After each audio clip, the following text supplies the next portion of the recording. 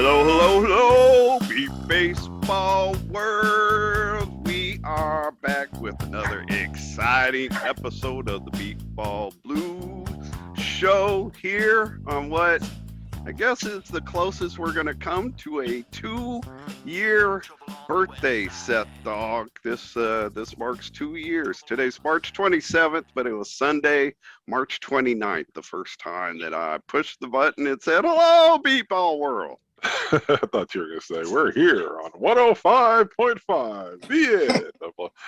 But I didn't realize we were up against the birthday or anything like that. Hopefully my voice will not. Hold on, let me turn off my voice so you guys don't have to hear all my Democratic. Actually, I can't hear any of it. So okay, perfect. Yeah, so perfect.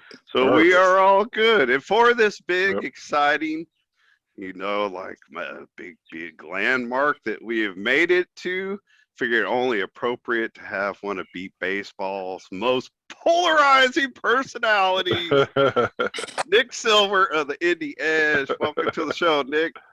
Hey, thanks for having me. Hey, man, is it true that you and DB are twins, but just of different colors? This interview is over. Where did that come from? My mouth. Well, I'm joking. I assume Nick Silver can handle me joking. I took it as a joke, but when you said, "Is it true?" I thought maybe somebody else had originated the thought. No. Hey, Seth, I'm not running for the Supreme Court, Yeah, right. Are you sure? I got these critical race theory children's books I was going to hold up and ask you if you've ever seen them before. What is it? Can a baby be racist? No, yeah. we won't go there. I would have liked to tell Mr. Cruz that racism is a learned behavior. It is not a real thing. It's a social construct. So people do learn to be racist or not racist. So, it is what it is. We won't go there. Seth has to probably get credit. I'm extending this a little bit, but Seth should be given credit for making me less racist. All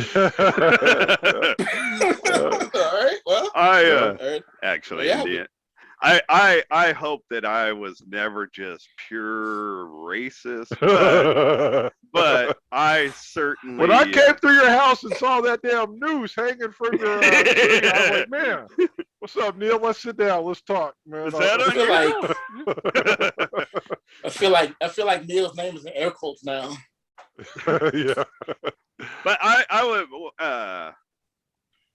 In my youth, I was a long ways away from I don't know, blended product. I was a hypocrite. I would say I both used language I never should have been using, and I hung out with people of color. So I guess you gotta get woke.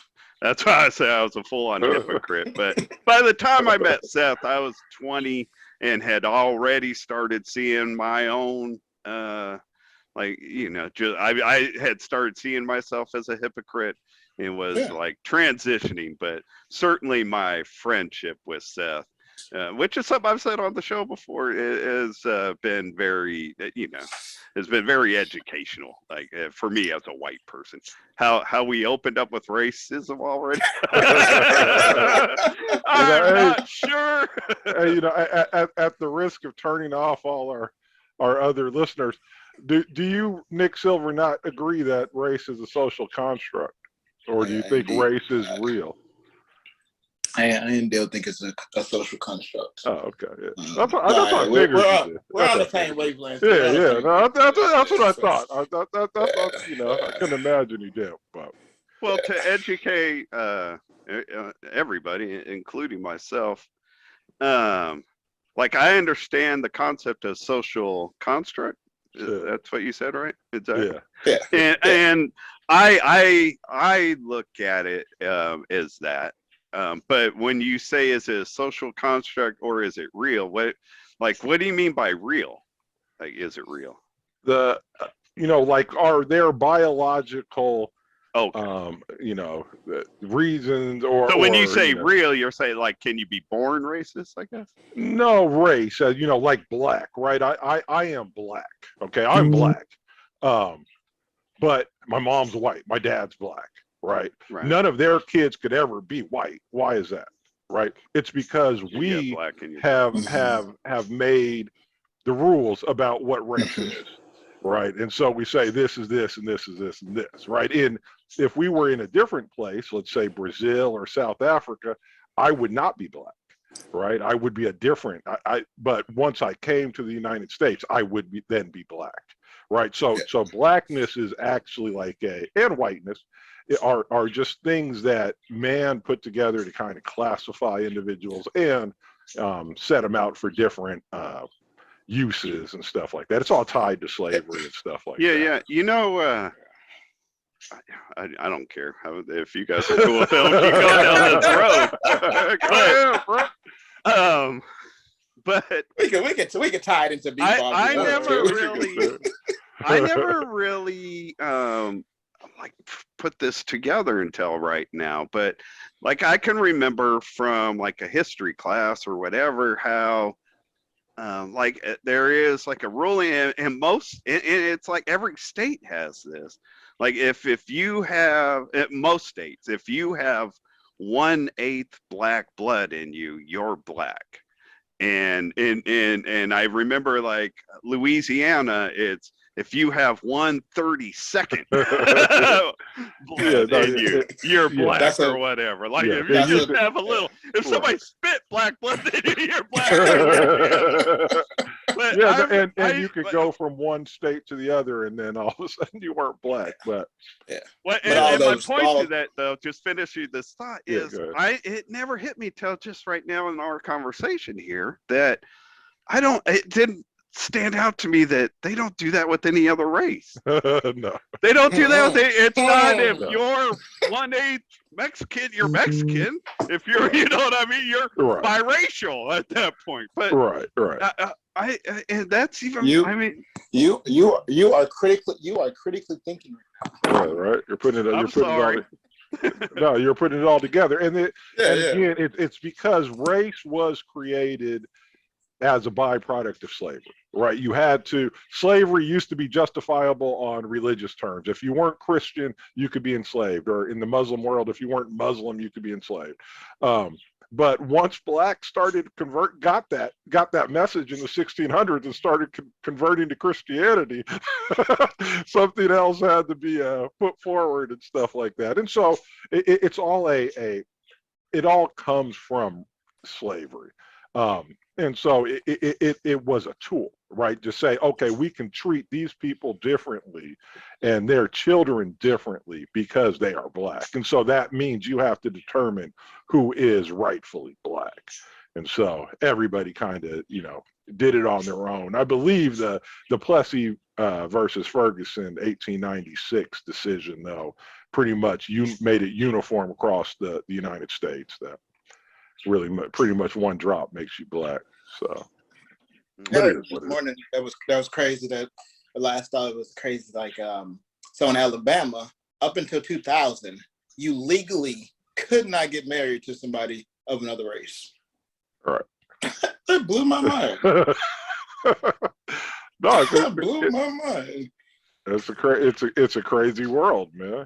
Because they they don't want the mixture. Whatever. There's a whole history beyond it. What makes that so crazy though is that for me is that I didn't know that, but hearing it's not surprising. That's the crazy part. That I hear something like that and I'm not surprised. You know what I mean? That's the crazy part. Because there's been so much craziness that you're just like desensitized to it in a way, It's like once you hear the world's even a little bit more ugly than you thought, it's like, yeah, okay, not a big surprise. That's disappointing, man. But on the other hand, if you're 1/8 blind down, you're blind. Yeah, right.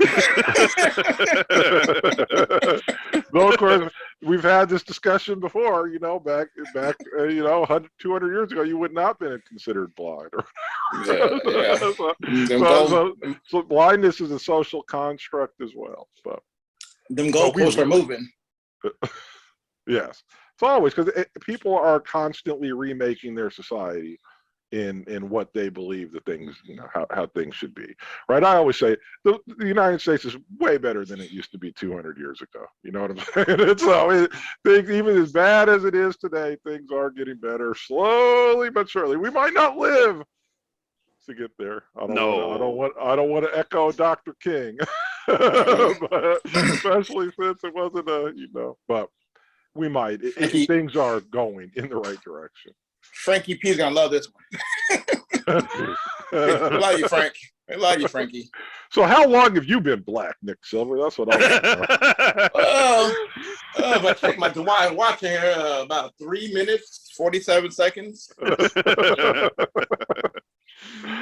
All right, so let's go ahead and switch it up. Now that we're down to like 5 listeners.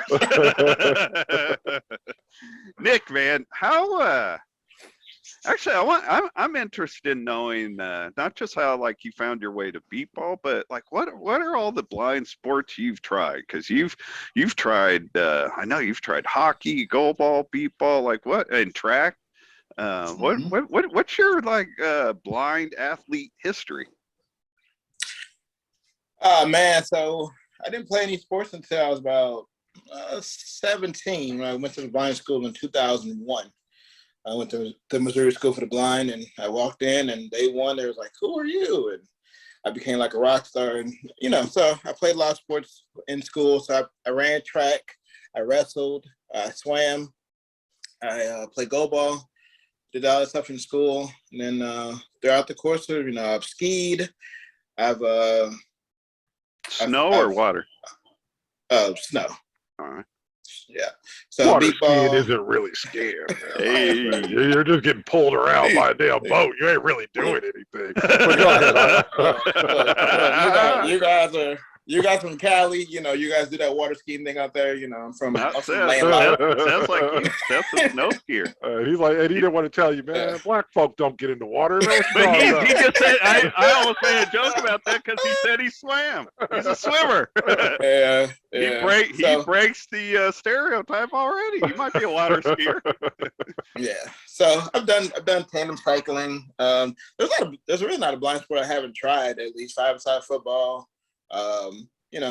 Audio darts, power showdown.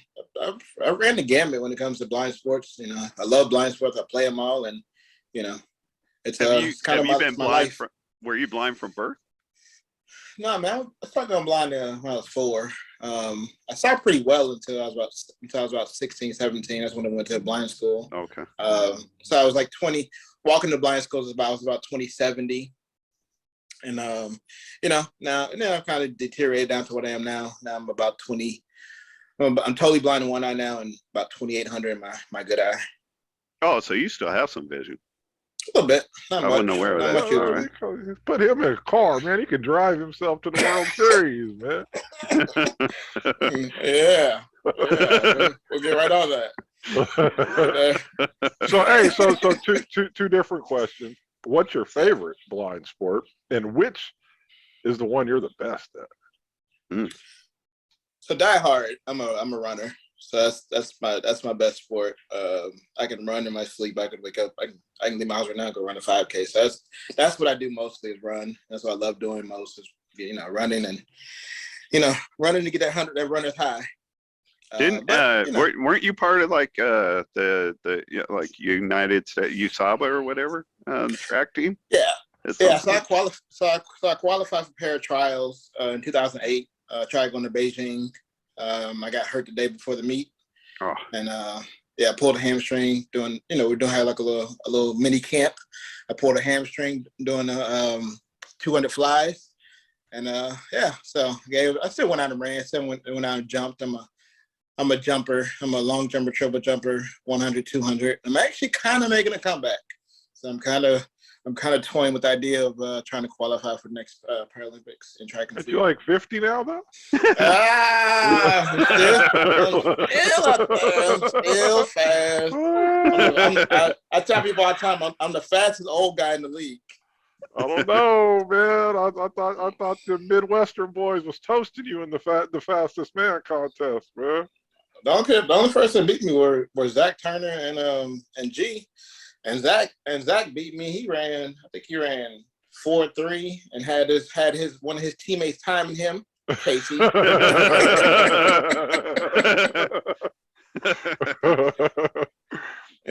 So yeah, no, it was a good time though. But yeah, I still work out religiously, still train religiously. I just actually got done with a training session right before I got on with you guys. So yeah. So is both of your answers to Seth's question track then, Rennie? He asked what you're best at, what your favorite. Oh yeah, no, those are my favorites. But yeah, same answer, track and field. Just everything about it is what I do. Beepball has become a second, a second favorite. So when I do the most, but I run races throughout the year. I run everything from a 5K up to 13.1 miles, half marathon. So, have you always been long distance? I would have pictured you as a sprinter. Okay. No, I've always been a versatile athlete when it comes to running. I've always been able to run long. So I've run a 10-7. I've run a 10-7 100-meter dash, but I've also run a 17:35K. So it's always just kind of been versatility I've been able to put on display. You just aren't talking our language. Seth and I would never do any of that. None of that. Hey, especially the training part. I've run the 100 meters before. I would never run no Ks, no Ks. No Ks. And if I had my boys timing me when I was 17, I probably would have ran a 10-7 too. That's not totally true. I saw them run pretty good when they were 3Ks. My newest adventure I've never done will be a duathlon. I'm doing that on May 1st here in St. Louis. It's 1.5 mile run, and then it's a 12.5 mile bike ride, and then a 5K to finish the race. Oof. So yeah, good. It's fun, man. It's fun. All right. You're gonna have your fun. I'm gonna binge watch The Wire. you guys seem real puzzled right now.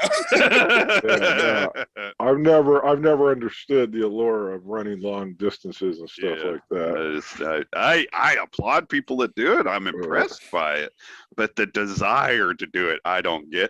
I've never had a desire to run a marathon. I want to run for 5 hours. We're big into the Olympics here, and when they have those on, it's like, okay, we'll see the start, then turn it off for 2 hours, man. Yeah, Who the hell wants to watch this nonsense, man?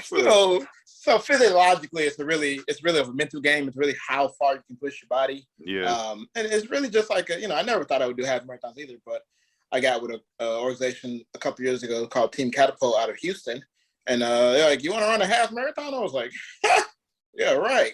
And so I started training. I got a coach, and I went through that whole deal, and I ran my first marathon. And the whole deal is like to run certain times, So I was not going to run unless I ran under 2 hours, and so I ran under 2 hours my first one. I ran under 2 hours my second one, and it's been kind of nonstop since then. And but man, there are people who are the girl who won the half marathon, she ran it in 1 hour and 7 minutes. Oh my God. 13 miles in 1 hour and 7 minutes. That's endurance that I don't understand. My body can't do that. You ain't catching, put a beep ball in her, put a beep ball bat in her hand, let her run to the base. Man. So Beepball wise, was your first experience when the St. Louis Fire came in back in like 13 or whatever? Oh, don't call them St. Louis Fire. You're going to get in trouble with Philly. St. Louis Fire and Squad. Oh, okay. Sorry. Yeah, you're right. So my bad. So my story at Beepball is I was actually coming out of massage school October 2nd of 2012. My last day of massage school, going to get my last paperwork, and they're like, "Hey, there's a blind guy upstairs, and we want you to talk to him and tell him how your experience was here." And so I went upstairs, and that's when I met Richie Kressel. And he, we talked, and he was coming in doing his paperwork, and he said, "Hey man, you ever play Beepball?" I was like, "No." I was like, I heard about it because I actually found about Beepball back in 2003 when Booker came to a youth camp, and I just never. No one ever said, "Hey, come play Beepball." No one ever said, "Hey, you want to play Beepball?" I just never knew it was a big time sport, And yeah, so, see, we would have invited you, but Buck don't let no outsiders on his team. I saw Book's from Indiana. I'm from Missouri, so we were in Colorado at USABA youth camp, and Book brought bats, Book brought balls. That's what Booker does. But he just never. I just never knew it was a big time sport. So when Richie said, you want to play, I was like, I don't know, man. So, we spark up a friendship, and he came over and got me, came to my house, and next thing I knew, I was in the park, hitting the ball, and I swung the bat a couple of times. I was like, man, I can't hit this ball. And then I hit it, and I cracked it, and I cracked the bat. The first hit I ever had in Beepball, I cracked it. It was a wooden bat. That was probably already broken, but I didn't know that, so I hit the ball, and the bat split in half. So that was my first hit in Beepball in 2012, and I've been off running since. So is that because I remember Ricky was with the Edge before the Archers, right? If I remember that right. Oh, Richie? No, Rich. So Rich played with the firing squad. He came in the firing squad. I think his first year he played at the World Series with Lone Star, and then he played with the Storm from then on out. So 2013 was your first year? Yep. Columbus, Georgia. I'm sorry, just for clarity on the show. Who am I thinking of? Who's the dude that left the Edge and went to the Archers? So Richie did leave the Edge to go to the Archers. Okay, so I do have the right guy. Yeah. Okay, but he played one season with us. I'm saying it's Richie Kressel, right? Yeah. I'm saying Richie okay. Kressel. My bad. Yeah. So is that how did you both end up on the Edge? Did you guys go there together, or is that totally separate? No, so I played with St. Louis the first year, and then I played with RHI in 14 and 15. 14, 15, and 16. And then 17, 18, I played with Chicago. And then Richie played with the Storm. And then when the Storm, broke up and we're no longer a team, Richie wanted somewhere to play, so he came and play for us. And on the Edge, and then the Archers started a team here locally in St. Louis, and so he went to play with the Archers. All right. Yeah, I remember Nick Silver that first his first tournament. Didn't you have like Silver written on your blindfold or something? I'm very colorful in Beepball. Most people don't know that, but there's all the type people tell you I'm always very colorful. I have on colorful socks. I have things written on my blindfolds. Last year my daughter painted my blindfolds. So I have a pink one that says Daddy on it, and I have a blue one that says Silver on it. And I'm super colorful and super loud on the field with my attire. Yeah, we played you that year, and the Heat was very interesting to see how you guys how you were going to do. We won't talk about that game, Seth. Nah, we won't. It wasn't a very good game. That's a sore spot for me because it got forfeited. But I was so happy that it got forfeited. That was the best game ever, man. And they forfeited Neil literally 5 minutes before. No. Brainstorm came in, man. It's like, man, if they didn't quit, I mean, we had them down by 20 runs. I'm like, man, if they didn't quit, we would have had to go sit on that damn bus for the next 2.5 hours just to come out here and mop these fools up, man. I was so happy. Cut his mic off. Cut his mic off. Send his ass to the lobby. That is not what happened. The team did not forfeit that game. I just want the record to be shown. The team did not forfeit that game. So who did? Just for the record. And you guys were only up 14-4. So just let you know. Who forfeited? Who forfeited? Look! I get in trouble when I. So hold on. So they were not part of the team. Oh no, they were. Oh, they were. They Right. definitely were. So the team did forfeit, right? Right before this huge ass rainstorm came in, right? And you're like, man, and I mean, again, everybody on my team's all upset. I'm like, what are you guys talking about? We get to go back to the hotel, man. The day is over. Our guests are kind of like customers, and the customer's always right. So we gotta be respectful here. we as the firing squad did not have a team huddle and be like, hey, look, bro, look, we need to forfeit this game. They whooping our ass. We gotta go. No, that didn't happen. Well, thank you, whoever did it. Thank you. You did the right thing. Hey, you mentioned your kids, and I love the fact that Seth's 3 kids all love Beepball. They love going to the World Series and bouncing around. Do your kids go out to the World Series with you, or do they love like the tournament and stuff? I'm taking my kid. I'm taking my oldest son, who's 15 now. I'm taking him to the World Series. He was in Tulsa with me. Both my boys they pitch to me sometimes, and they help me out here locally. But they haven't. Yeah, Neil, I got a small army of kids. I got my own Beepball team full of kids. So it's kind of hard to get them around. Except for they're sighted, they won't be able to get the little permit to play.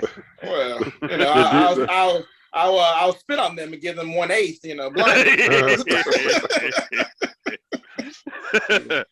They got your blood. I guess they're already. Yeah. I guess they're already blind. So they're fully sighted, and but yeah, I hope to as they gotten older, I hope to get them out more often. If we can get to one location, but that's a different topic. But yeah, fair enough. It's hard to plan when you don't know where you're going every year. I'm sorry, this one location thing. Do you have an opinion on that, or do you have a? What are you what are you insinuating? I'm just wondering. Have you thought about this much before? I don't know. What are your thoughts on this one location sort of thing? We had a discussion about that on the show not too long ago. No way, you did? Yeah. So I believe that was when he said we were bantering around and avoiding stuff. Yeah, right. So why don't you tell us what's up, Nick Silver? What your thoughts are, man? No, I mean, I've always been puzzled by why the World Series is not in one place. Really, when it comes down to many of the points that were brought up about that, that whole decision-making process. It just economically. It makes a lot of sense. And you look at, what's brought up, you look at the Little League World Series in Williamsport. If you look at the history of it, which they've done a documentary on, that town has come from nothing to being a mecca for kids now. They got pools and zip lines and the hotels have really catered to them and I've always wondered why Beepball has always stuck to this, this idea that moving around the country is somehow the best thing for Beepball. Because if you look at it, on paper, it really hasn't reaped any real long-term sustainable rewards to be moving around the country. So, I've always been in favor of finding a mecca for Beepball where Beepball can thrive, and we know where we're going every year, and we know that we can really direct the way in which prices go and the economics behind it as far as the bottom line when it comes to how teams plan for the World Series staying, year in, year out. I do agree with the sentiment that it could make it easier to plan. Like, I think it would make it easier to build stuff and like build the product bigger in one location. But being that the tournament's always picked like at least 2 years out, I don't think it's I think people are reasonably able to plan for the World Series since they know where it's going to be 2 years out. You can plan. I mean, yes, you're correct. The series is picked 2 years out, but you can't book a hotel necessarily 2 years out. Because a lot of those hotels, a lot of those towns haven't planned what they're doing 2 years out. Beepball plans 2 years out, but everybody else around us doesn't plan 2 years out. It's just like buying plane tickets. You can get a better rate on a plane ticket if you bought 3 weeks out rather than buying 3 months out. Sometimes, it's the way in which, dynamic pricing works. And in a world like we live in nowadays, prices change all the time. And so, when I see some of these small towns, like I'm an athlete. So I like to fly to places because I don't like road trips. I don't like sitting in a car and I'm with you there. 15 hours. Seth's on the other side. Seth's on the other side of the argument from you and I, but I'm with you 100%. Yeah, I want to fly. I want to get there. Hey, y'all must not have seen that video of that Chinese air flight going straight down 28,000 feet down to zero in 2 minutes. Boy, that's not how I want to go. Boy, I did not see that flight, but I did hear about it. But this is America, and we haven't had domestic airline crash since like the 60s, so we're good. Even if we had a few of them, I would still fly over a long road trip. I'll take my chance. I do agree with Seth, though. That sounds like a torturous last 2 minutes of life. Oh, yeah. It does. But we can say that about a lot of things, Yeah, right. A lot of things, 9/11. Oh, especially when they pulled out of it and climbed for 10 seconds before plunging the rest of the way down. I'm laughing because that shit scares me so much, man. I don't. That's the last way I would have got them. But would I rather be in that situation, or would I rather be on the L-1011 Air France flight that completely just blew up over, That's true. Over the ocean, So I don't know. I take my chances. No, I hear you though. I mean, when you're traveling though to some of these, little places and stuff. I mean, it's better to fly. I mean, it's nicer to fly and stuff. But you can't. But the problem is that when you get into little towns, you can't get into them. I've heard flights into Beaumont are $500. When you fly to Houston's a hub. Like you can get from Chicago, BWI. You can get from a lot of places to Houston for pretty cheap. I can go from St. Louis to Houston round trip for $200. But when you're trying to get from Houston to Beaumont, you're coming from Philly, you come from Boston, you come from Cali, you got to fly to Houston, whether it be Bush or whether it be Hobby, and then you got to fly from there to Beaumont's little airport. Man, you'll be back $500. That's 1/3 of some people's CAF grants, and that's economically, I just don't find that to be very good, especially for a demographic like we have, where people's budgets are very limited. Do you really think, though, being in one place, as you give the example of Williamsport and how, the town has grown up around it and has embraced it, do you really think being in one place, the same sort of thing could happen with Beepball? I do. I think it could have happened. I think we would be so much further ahead in that discussion. We wouldn't even be talking about this right now because, I do believe there's a place out there where permanent Beepball fields can be put. I do believe, I've always thought that, Kentucky tried to do it for a little bit before that fell apart. There's so much land out here in America. And, when you talk about going to a place where, and Little League is they're not the only ones that has, their event in one place. Omaha, Nebraska is the College World Series. Norman, Oklahoma is the where the softball World Series is. Yeah, I agree with like half of what you're saying. I do believe that if the World Series was held in one spot, that our tournament could build. I think that regular sponsorship, it would probably be more localized if it was in one spot. But I think like regular sponsorship could build, kind of like what Darnell has done with the Indy tournament over 20 years, what they've done in Bolingbrook with their tournament over 20 years. But I don't agree that it would have the kind of impact. And if I was wrong, I'd be happy to be wrong. I don't think it would ever have, our World Series wouldn't ever have the impact that like the Little League World Series, the college baseball world, all those things are just done by more people than Beep Baseball, which is part of the problem. A big part of the problem. I don't think that the goal of having it in one place is to have a larger impact on anyone other than the athletes themselves. Yeah, no, I hear you. That's a separate thing from what I'm responding to, though. Like when Seth asked you if you thought that when you talked about how Williamsport built because of the Little League World Series, I don't think our tournament will have that kind of impact on any city we go to. Like they're not going to build up in their local community because of our World Series. And again, I would love to be wrong, but I don't think that. I think Rochester did that in a way, because my second year in the league, I think we went to Rochester. It Which was one? Minnesota, I assume you're talking about? Minnesota.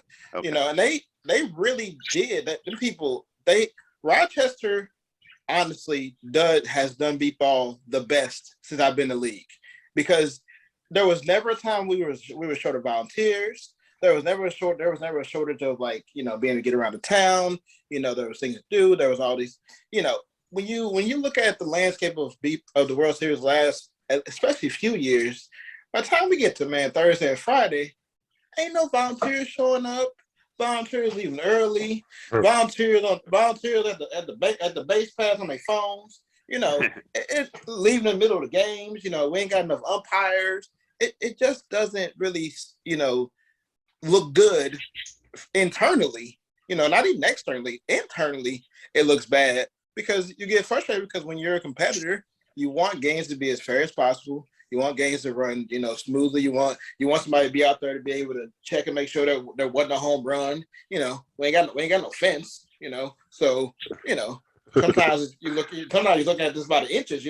If a ball goes 170 feet 1 centimeter, that's a home run. But if you're trying to see a home run from home plate because you're one umpire. It doesn't make it fair as a competitor and as an athlete. So I just think being able to really hone in on volunteers, hone in on umpires, hone in on fundraising, things of that nature. I think it does make a difference, organically, and it grows the sport I do, especially on the volunteer and speaking really specifically as somebody that spent a lot of time on the tournament committee, like going to a new city, that's the most one of the most stressful things is depending on a new city to provide the number of volunteers our tournament needs throughout the week, because we're an unusual event. Like a lot of events that cities bring in that need volunteers, they're weekend tournaments. You know what I mean? It's a weekend thing. People could go when they're not working. Right. We're playing Tuesday through Friday from 8 to 5 when people are at work. So we're either depending on people who are retired, kids, or people who are going to take 4 days off of work for our World Series. So I do think that that's an area where if the World Series is held in one spot every year, we need to know it's going to be at a place that we can count on a good volunteer base. But I mean, I do think that more than anything, having it at one place every year would help the volunteer base. Like if people in that area would always know it's coming back there, and you can build on that, I think. The World Series is much more enjoyable when you have volunteers. You have an entire team of volunteers who are dedicated to what you guys are doing. They're organized. They're ready to go. They show up on time. That Iowa does it great. Iowa's another place. Their volunteers are just great. The people are helpful. But I also think that we don't tap into pool. There are these big, large pools of volunteers. When you play blind sports, volunteers are always around. But we don't tap into those resources that are out there, like high schools, for example. High school, when I was in high school, at least, we had to have 50 hours of community service to graduate. I'm sure that's something. And to graduate with honors, you had to have 100 hours of community service. If you brought pools of kids from any place we go to, you brought pools of kids out and rotated them, even if not have them come out every day, but if you rotate them, you find 4 high schools, and you got at least 10, 12, 15 volunteers at your disposal who are. They're there because they have a goal. It's good for the transcripts. They're not just out there because they're missing work or whatever.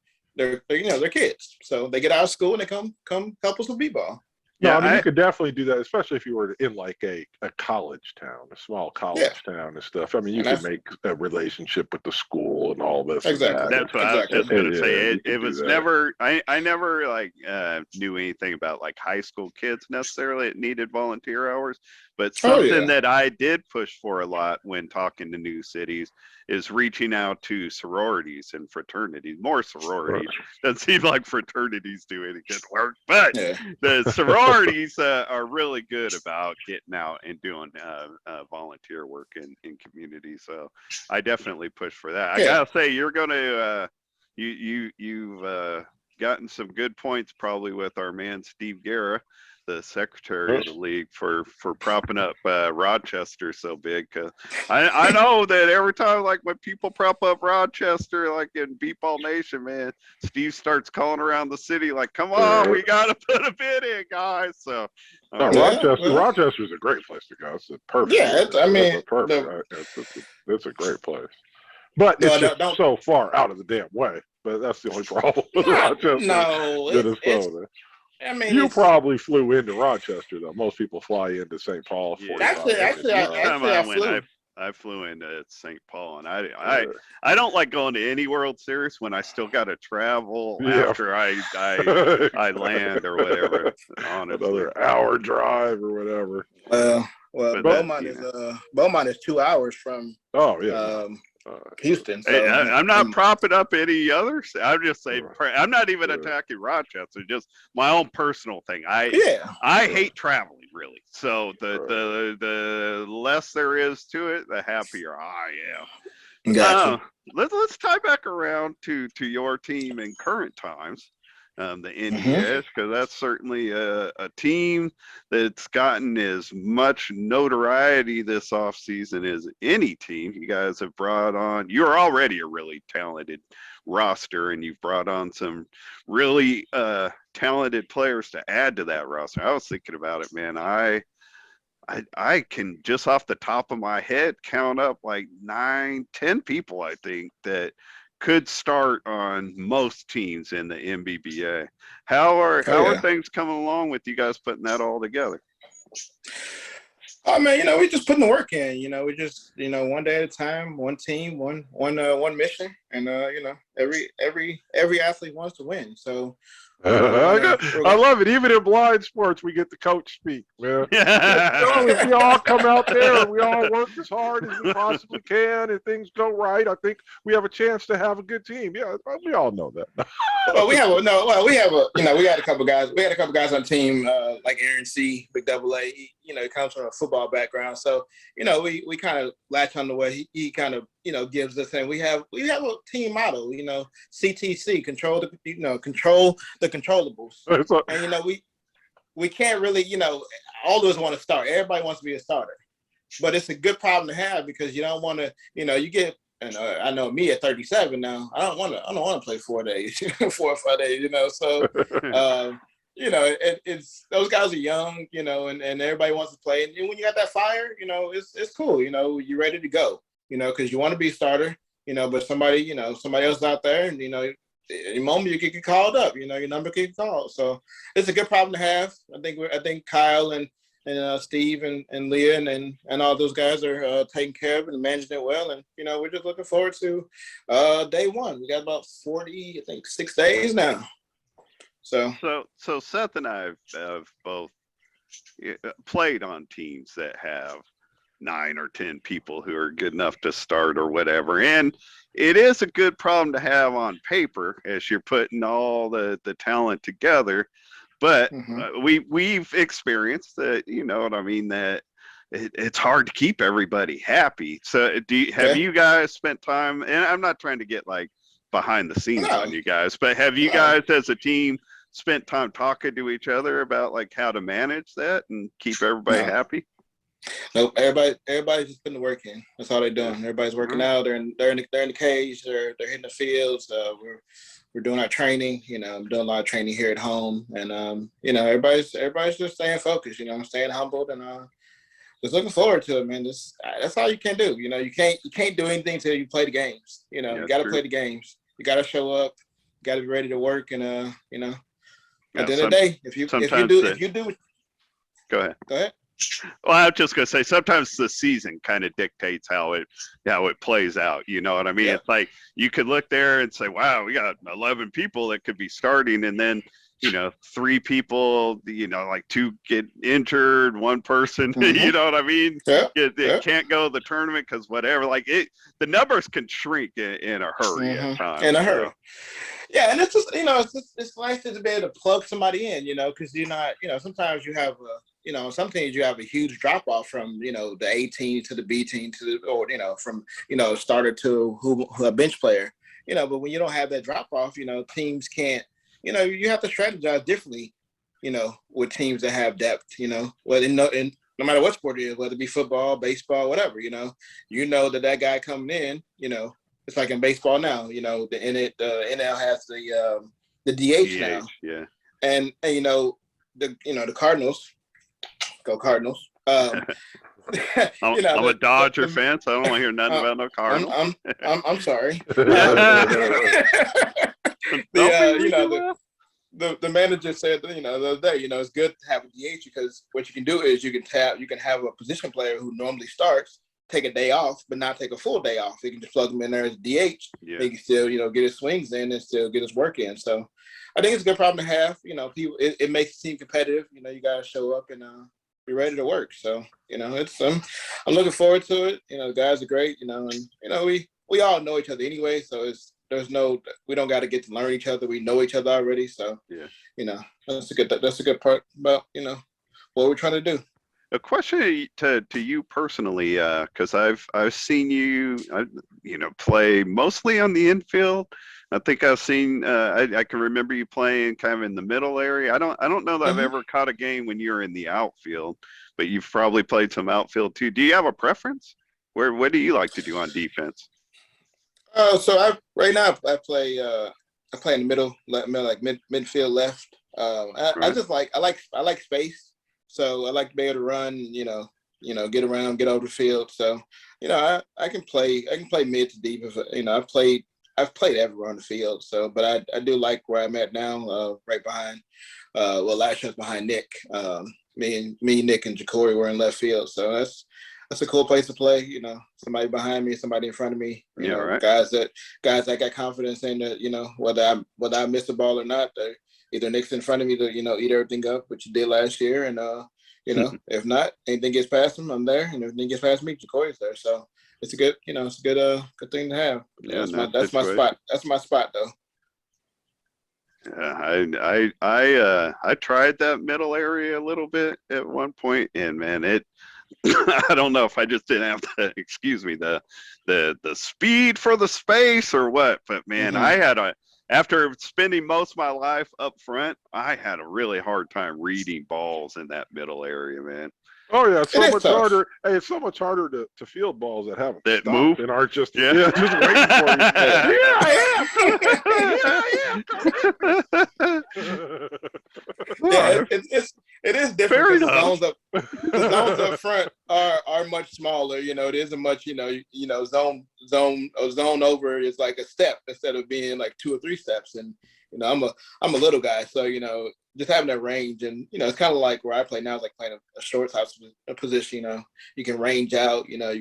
I can fly to the lines. And really throw my body around and slide from like a 2 zone to the line and really cut off anything on the line. And Corey, I hit a ball last year in the game in Iowa that we played and we won. And the ball was like a 1 down the line, and I was able to range over and just put a body on the line and and not have to worry about bodies being around me because I'm over there in that part of the field by myself. So it's fun. And it makes a difference when like in your mind, like subconsciously, you're not worried about being closed in on or whatever. Just, you know what I mean? Freely just go throw your body in front of a ball without worry about getting, knocked in your head or something. So. Oh yeah. Yeah, I don't have a lot Beepball wise left for you. I am curious to know, because I don't know if you're comfortable talking about this, but you mentioned that after this, you're doing a podcast about accessible voting for the blind, man. Are you some kind of expert on voting? Or are you just offering opinions? No, in my day job, I do a lot of advocacy. So I love talking about blindness and what we can do to make blindness better for everybody. And so I'm doing a podcast today on kind of the pitfalls of where we are as a country when it comes to voting and the lack of accessibility that still exists within our voting system. And so just the kind of ideas of like, can you or I go to any poll in America and go in and vote independently? And the answer is maybe. Yeah, exactly. I mean, I'm able to. I've been very fortunate for like going back like 20 years. It seems like my polling booth has an accessible booth, or my polling place has an accessible booth, but not everybody does. So and we all know the infrastructure within our voting system is very outdated. It's very old, and there are efforts to make it more accessible, but those efforts are taking forever and a day. And I didn't vote until I was 33 years old. And I didn't vote for a lot of reasons, but one of the reasons why I didn't vote because it just seemed like a daunting task to be a blind person trying to vote in America. And so I remember my first election I was trying to vote in was when Obama got elected in 2007.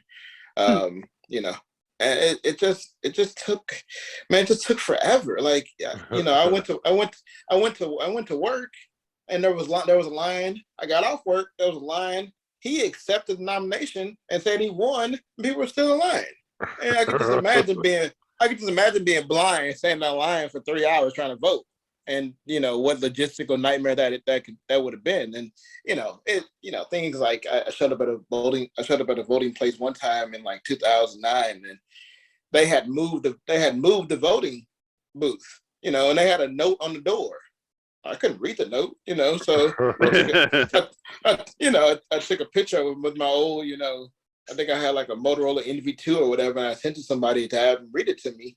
And it was just like one of these things like that shouldn't happen in America. This is America, that should not happen in America. And yet it's happening. And so I'm just going on to this podcast to really advocate for blind people and advocate for America as a whole, because the more inclusive we are as a nation, the better off, we all tend to be as people and human beings, and, it's good for humanity.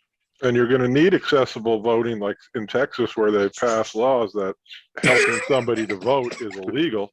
Then, if somebody gets arrested for just helping me fill out my ballot, then what else am I going to do? Yeah, I literally didn't vote until I have a friend named Pierre who found me on United in Stride, which is a website that helps people link up with guide runners. So United in Stride was out there, and I've been on it for a long time. And Pierre, he was at a event and saw a blind runner and was out there looking, and somebody told him about it. So he went on and made a profile, and he found me. And he came by, he's like, "Hey man, do you vote?" I was like, "Yeah." He's like, "How do you do that?" And he was curious about it, and I was like, "Well, I would like to vote. I want to vote. It's in the cards for me to vote, but I haven't actually physically done it yet." So he was like, "Hey, I know you might have challenge. I don't know if we know we just got to know each other, but he's like, hey, you want to, I'll come get you.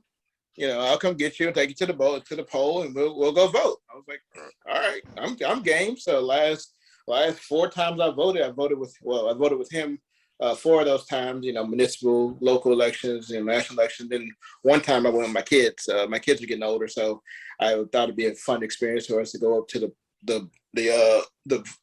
there's a polling place right up the road from me that when we have small elections, I can go to this, that one closer, and they went with me. So they went with me, and then, we got a ballot, and I kind of showed them how to vote. And, that was a fun experience for me as a dad. So, but voting just shouldn't be that hard, man. I should be able to go into a booth, I should be able to walk in and independently vote as a blind person, as an American. And I just can't, like I said, you can't. It's a maybe. It's a huge maybe if you can do it. Yeah. So that's what I'm doing. I do that type of stuff, and I've done pieces on guide running on NPR. I go out and advocate. Sometimes when I've done local pieces here on the news for like when audible street crossing are broken and left broken. One time we had this four-way stop, and they had installed these new audible signals, but they only hooked up 2 of them and left the other 2 not just they didn't hook them up. So like you can cross one way, but when you try to cross the other way, you try to use your old school mobility skills and look for parallel traffic. But it's one of these crazy crossings. Like there was like 5 traffic comes from like 5 different directions. So it's one of those crazy intersections that's like, you guys might want to fix this. And so I went on news and did a piece on it. And literally, I mean, this thing had been like this for probably about 3 months. And they had it fixed within an hour after me doing the news piece. So those are the kind of things I'm kind of proud of that I get involved with. You need to go to Philly. When Trajan and I were in Philly this summer, I noticed that they didn't have talking signals, but the buses talked. Right? Oh, they're busted. Yeah, their buses talk. F turn left. F is turning left. It's like, but there are no audible signals here. This is kind of backwards, you guys. Yeah. But he's talking about, I'd never seen that before. But yeah, when their buses turn the corner, there's an audible sign on it that lets you know the bus is turning. Yeah. It's kind of cool. That's helpful. But yeah, that's helpful. But I was like, man, some audible signals might work here too. Yeah. Do you? You're welcome to throw out the name of the podcast if you want people to go check that out. It's up to you. So the name of the podcast is called Dead Men Don't Vote, and I don't know when my piece will air, but I'll post it on Nation whenever I get it. Okay. But it's called Dead Men Don't Vote, and it's a guy I met on Clubhouse. Be a good name of an album. It was funny. I was thinking it would be a good name for a book about the Reconstruction era, Black voting during the Reconstruction era in the South. Dead men don't vote, boy. Actually, you win. Your suggestion's better. Nobody even buys albums anymore. Nobody even know it. Yeah, right. Good old 8-track, Yeah. It's fun times, That's what that's what I do in my spare time when I'm not being a dad or not being a massage therapist. That's my full. I just help blind people vote. You know what I'm saying? I just lift the rest of the world up. I try. I'm loud. Yeah. I'm loud in your face, and but I do like good things. Hey, is there anything else you want to tell the Beepball world? Any other I know we're hitting our time. Hitting our time limit here, but any other ideas you had for the World Series or the NBBA to make us a stronger, more equitable, competitive, happy place to be? No, man. The only thing I would say is I hope that before I get too old, that we actually come up with even if it's like a beta form of it, we use the talent that we have and come up with like a Beepball combine.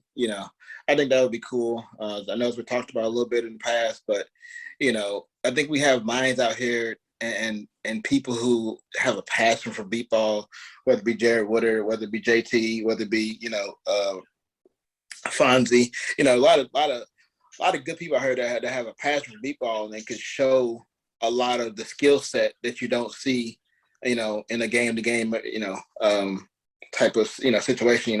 You look back when you guys did the E60 piece with the dogs. I think that neither one of us were part of this. Yeah. So go ahead.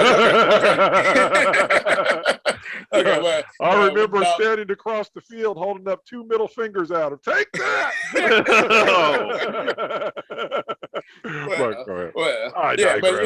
I just think it, that type of exposure just to show what blind athletes can really do, and from a skill set would be nice. And I posted a piece today on Beepball Nation that was kind of cool. They really broke down the science behind Marcel Jacobs.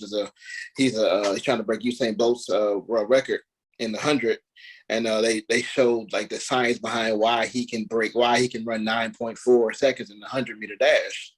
And it was so, I'm a science geek, so I like all things science. I like sports science. So I think if we can get to a point where Beepball kind of gets into that hemisphere and kind of, opens the horizon of what's possible. I think we'll start to bring over athletes because, there's some global athletes out over there that are starting to kind of transition over to Beepball, but there's so many blind athletes out here in America that, I sit back and wonder why they don't play Beepball, why they don't try Beepball, why is Beepball not something that's on their radar? And I think it's just, the exposure to it, the idea that Beepball actually has a skill set.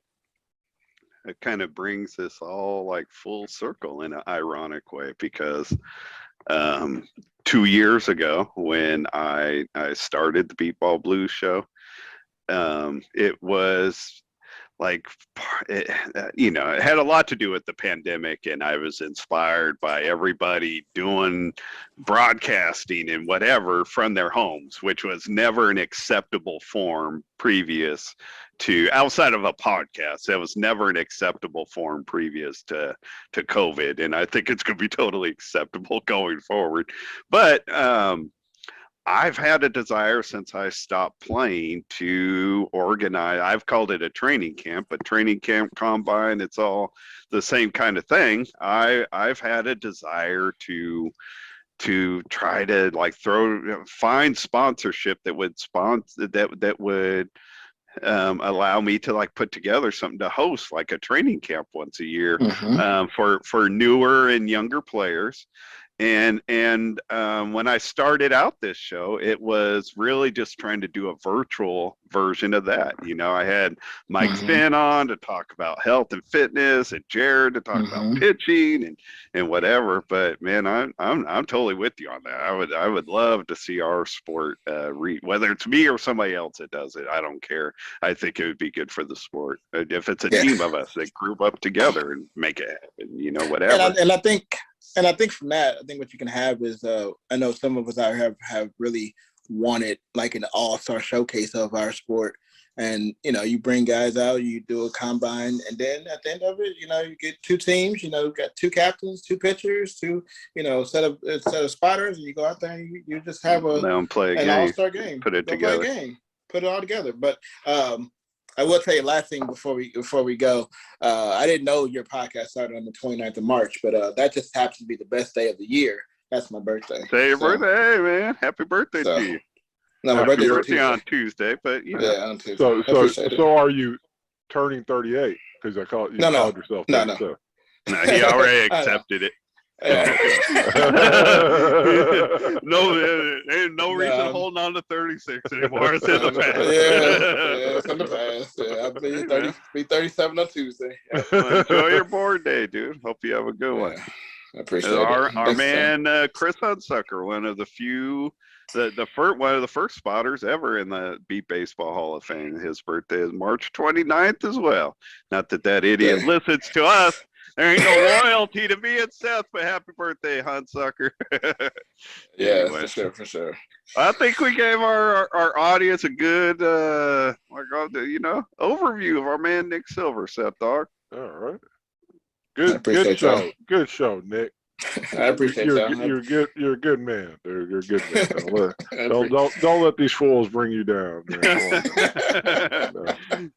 I appreciate that you've been tracking with the show a long time, and you're one of the few people that comes along once in a while and offer some feedback or whatever. And it doesn't matter to me whether I agree with you or not. I appreciate that you listen and have thoughts. Yeah, for sure. Yeah, man, we might have to bring on your twin, Yoko, man. See what Yoko's talking about, man. Man, I appreciate that. That would be an episode that people check out, I think. All right, but that's it. I gotta run. Appreciate you guys. All right, thank you, sir. Be well, Nick. Appreciate you, man. Happy Sunday. Happy, joy. Happy man. You go get those blind fools voting, man, unless they're voting for the wrong side, man. Send them off to the other place. All right, everybody. That is it for this week. Appreciate it. Thank you, Nick. Thank you, Seth Dog. Thank you, Frank Porter, for all the work you do behind the scenes. We'll catch everybody next time. Peace out.